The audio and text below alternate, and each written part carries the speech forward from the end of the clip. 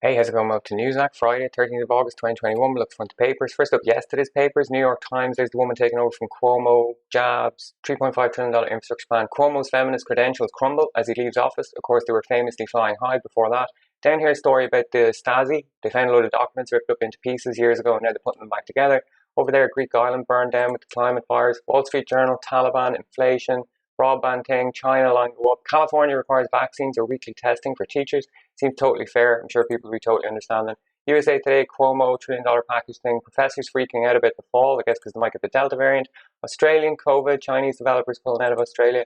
Global Times, flooding in Indonesia, Canadian jail for spying. Story about the virus probe happening. Jerusalem Post, Israel to OK 900 Palestinian homes. Okay, so far so good. Underneath that, 2,000 settler units also to be advanced. Yep. Taliban could take Kabul in 90 days. All right. Tehran Times, there's William Burns, director of the CIA, shaking hands with Naftali Bennett. Sure, they had a lovely cup of tea and a combo. Story down the bottom left about seals in the Caspian Sea are apparently under threat because there's not enough ice in the top of the sea. There's only 70,000 of them left, which is a 95% decrease in their numbers.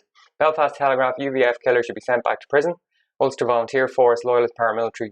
This guy was convicted of murder and went to jail, and now he's back out of jail and he's threatening the daughter of one of his victims. He was a member of the Glenanne gang, which was a death squad basically that went around killing innocent Catholic civilians. They were made up with soldiers, police officers and loyalist paramilitaries, and it's been known for a long time that a lot of them were colluding or being ran as double agents by MI5, but the Psychological Warfare Division, such as the Force Research Unit, the government have always tried to stop any investigation, and now another investigation has been launched last year. So classic delay, delay, delay. It's 50 years on now, too little, too late from the British government, as always. Irish Examiner, something about art, farming, vaccines.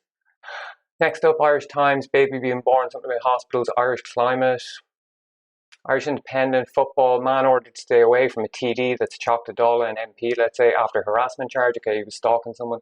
State faces 16 lawsuits from families over COVID deaths. All right, we'll get another bit on that in a minute, I think. Similar story. Irish Sun, something about a knife attack, true crime thing, a lad died, RIP. Financial Times, Taliban, US asks OPEC for boost in output. Yeah, they want them to make more petrol, basically, because the economy.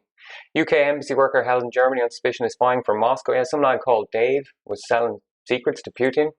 Guardian, pandemic boom and child poverty. There's a picture of this alpaca looking very scary. Geronimo, I don't know if he's dead or not. I haven't got to today's papers yet. Reports of record nearly 50 degrees heat in Italy. Yeah, I was avoiding that yesterday, so I was offline.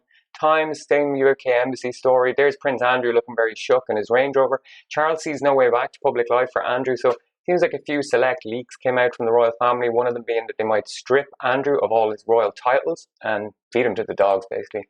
Daily Telegraph, some story here about Boris's wife being a director of communications for some kind of trust who were trying to convince the British government to buy a game reserve in Africa. Yeah. Same story over there about Dave selling stuff to Putin.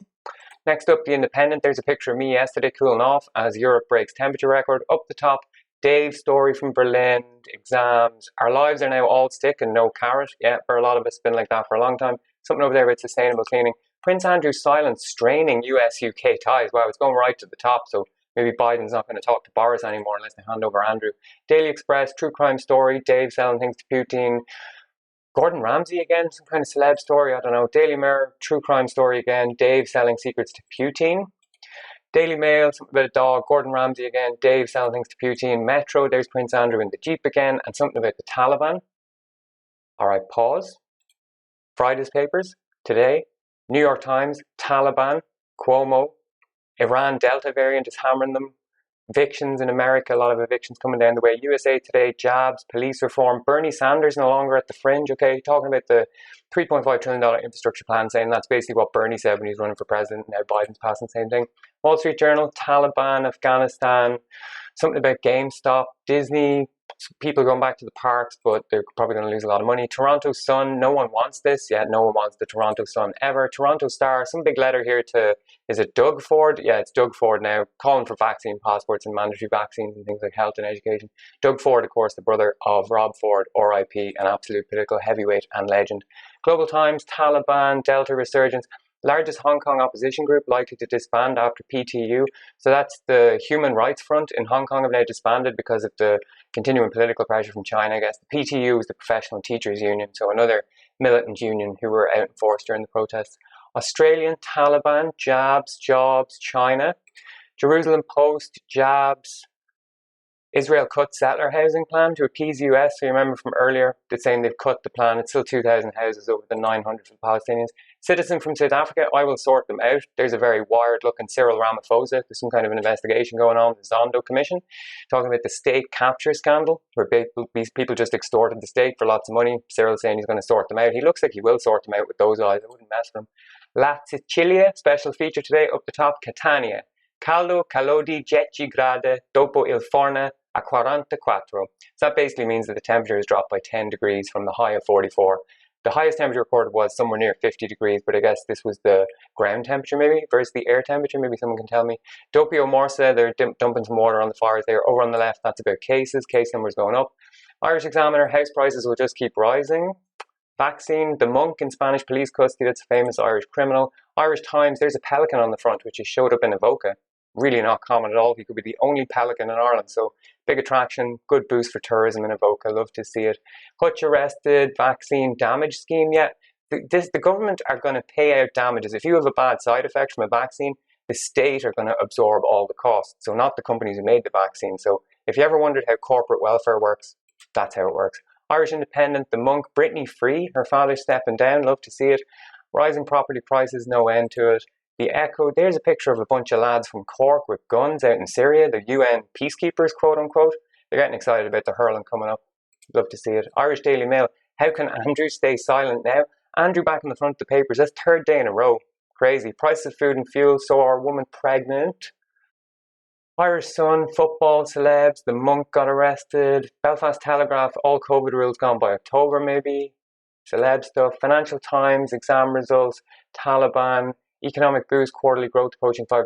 Cuomo's there again. The Guardian, Britain and US evacuate as Taliban advance on Kabul. Apparently they've sent over 600 maybe SAS men or something.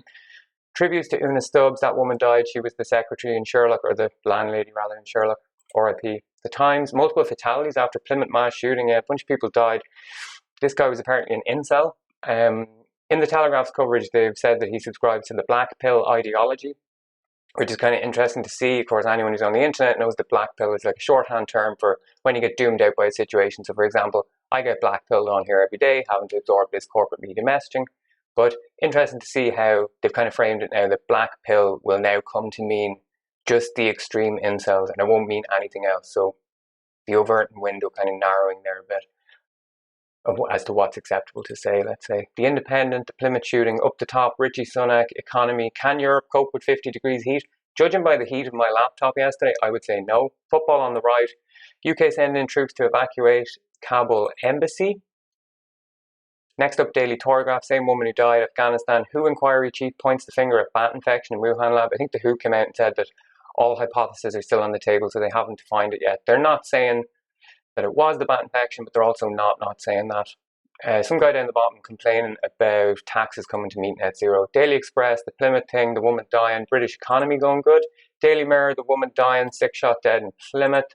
iNewspaper, Britain faces biggest test for living with COVID this weekend. Okay, 17 million people going to be a crowd. Let's see how it goes.